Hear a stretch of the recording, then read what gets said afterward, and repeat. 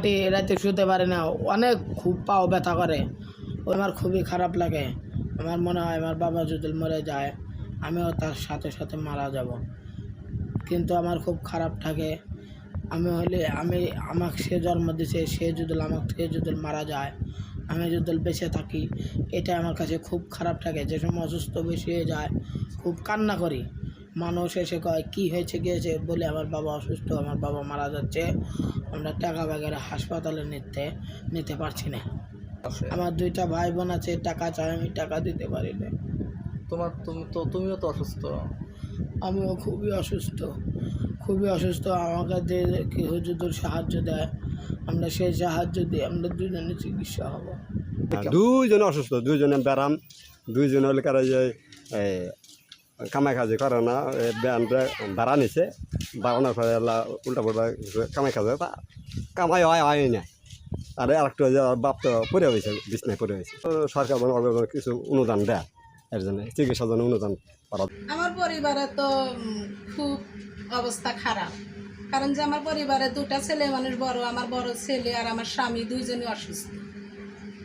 আমার স্বামীর আজমা ব্যারামের থেকে ঠান্ডা শরীরে থেকে শরীরে পানি এসে যায়, ওষুধ খাওয়ার পরই শরীরে পানি এসে যায়, হাত পায়ে ঠাসি দিলে দেবে যায়। আবার কয়েকদিন পরই হাসপাতালে নেওয়া লাগে।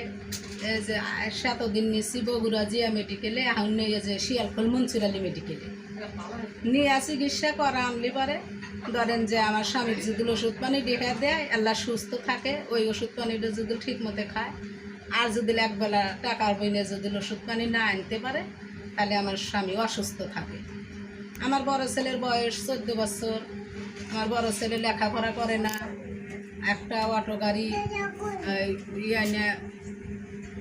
জমা আইনে চালায়, তার বাবা চালাইছে। তার বাবা কৃষিকাজ করতো, কৃষিকাজ যখন না করতে পারতো, আজমা ব্যারাম ধরা পড়লো, সে বোঝা নিতে পারা নেওয়া যায়, অস্থিরতা লাগে, তার বুক চেপে আসে।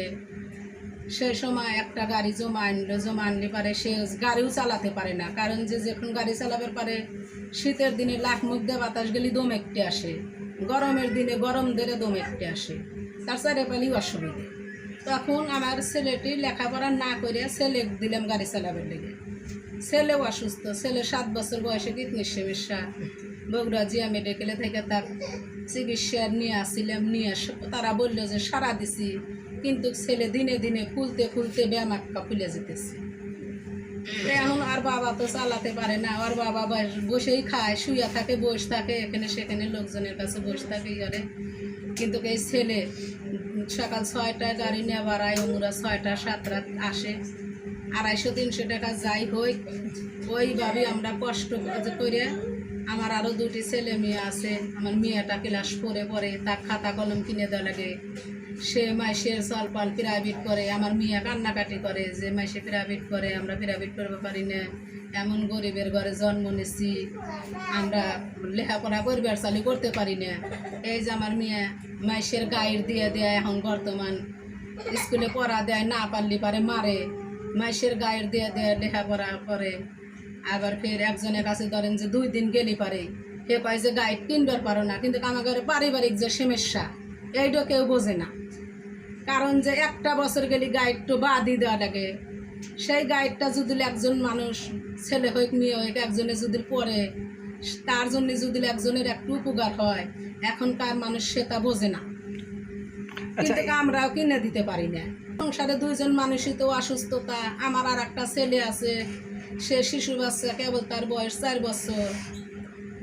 তাহলে আমি এখন একটা জিনিস চাই কি ভাই, আমার যে স্বামীর চিকিৎসা, ছেলের চিকিৎসা, আমাদের সংসার চালানো আমাদের পক্ষে খুবই কষ্ট, কারণ যে আমার এই অসুস্থতা ছেলে এই কাজ করে আমাদের খাওয়ানো মুখে দিতে পারছে না, আমাদের খুবই কষ্ট। তার জন্য যদি আমাদের চিকিৎসার জন্য বা সংসারের জন্য ধন্যমান্য ব্যক্তি আছে, আমাদের সরকার আছে, তারাই যদি আমাদের যে কোনো চিকিৎসা দিতে পারতো, সাহায্য করতে পারতো, তাহলে খুব খুশি হতাম, আমাদের পাশে দাঁড়ালে পারে। হাঁটি রাতে শুতে পারি না, অনেক খুব পাও ব্যথা করে।